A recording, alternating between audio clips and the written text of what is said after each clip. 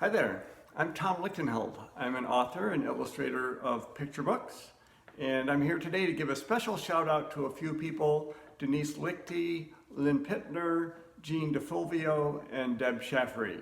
I understand you're retiring, and I'm here along with others to give you a big shout out and a big thank you for all the work you've done over the years on behalf of children and even people like me.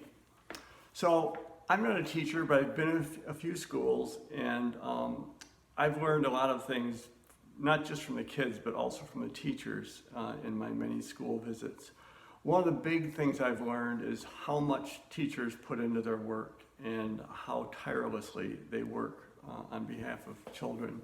I say tirelessly because I'm tired after a school visit, and I get to go home and maybe not come back the next day, but you guys come back again and again, day after day.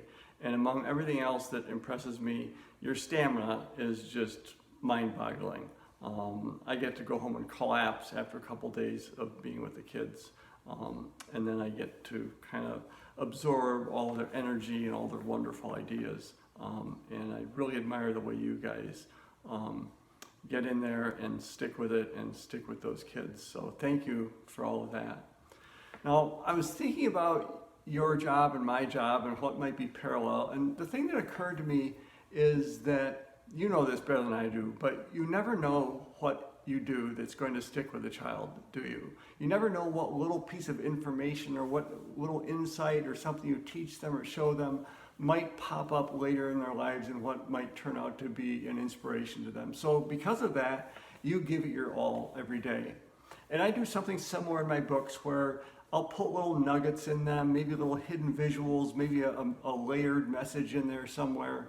And I do that because I've learned from teachers and kids that they play back things to me that I either buried in there or hid in there, or even didn't even intend to, or didn't consciously put in there, that will inspire some child. And it's just so rewarding when I hear back about those things that meant something to a child. And I know that's what motivates you every day, that knowledge that you never know what's going to stick, so you give it your all every day, and I appreciate that.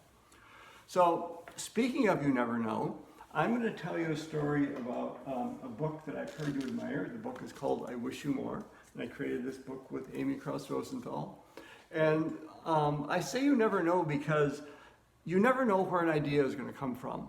And that's often the case with books, and that was certainly the case with this book. This idea came from an unexpected place. It took a long time to gestate, and it was a lot of work, and it turned out it was worth it.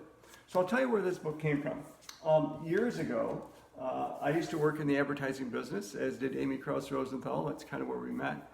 And we would make commercials and things. And one day we had a casting call for kids for a commercial. And all these kids showed up, and they would do their little bit in front of the camera, and they were all, just drop dead cute, of course. But this one little girl got up, and her sweater was misbuttoned. I have a picture of her here. I'm indebted to this little girl. So I don't know if you can see that, but you see how her sweater is one hole off. And I thought, oh, that's so cute. She has more buttons than holes. And I thought, maybe there's an idea there. So when I went home that night, I did a little drawing of her, and the drawing looked like this. And I thought, I wonder if that could be a book. So sometimes when I have an idea for a book, I'll test it out, and I'll kind of make it look like a book. So I made a title page, and I called it More Buttons Than Holes. And I actually put the publisher's logo on there, Chronicle Books, so I wanted to publish the book, because it's kind of like the power of suggestion. I figured, well, I sent this to them, and their logo's already on there. It's kind of a done deal for them. All they have to do is print it. So I came up with a whole bunch of things that are kind of like more buttons than holes. I came up with this drawing, and it says, more quackers than crackers. And it's a little girl in front of a whole bunch of ducks, and she's got just a few little crackers in her bag. So I did a whole bunch of drawings like this, and I sent them to the publisher. It was, more this than that kind of situations. And the publisher said, that's really cute. We like that you put our logo on the title page already, but it needs a soul. They're just clever little observations, and they don't have much reason to be. And I thought, you're right, it does need a soul. And I thought, I need some help with this. And there's no one I know better for giving an idea a soul than Amy Krause Rosenthal. So I said, Amy, would you sit down with an idea with me and just noodle it around a little bit with me, and let's see if we can give this thing more heart than it has just as these observations. So Amy and I worked for, a couple of months off and on, and we came up with some very clever things. This is kind of a pure Amy idea: more cake than candle, more candle than cake. And it's a little baby, 1-year-old, and an older grandma with a bunch of candles. So we came up with a whole bunch of these things, and we were at a convention in Chicago one day with the editor, Victoria Roth, who was with the publisher, and we were just sitting around with all these drawings and things that were more this than that, and looking for a way to give it more heart, more soul. And actually, it wasn't me, it was either Victoria or Amy, said, let's make it a wish. Let's make it a wish from someone to someone for more bounty, more of this, more of that. So as soon as we did that, as soon as it became a wish, kind of a, there was a connection from one person to another, it immediately had more heart. So even some of the things that we'd already drawn got to go into the book, but now they're wishes. I wish you more ups than downs. You guys probably have the book memorized. I wish you more tippy toes than deep.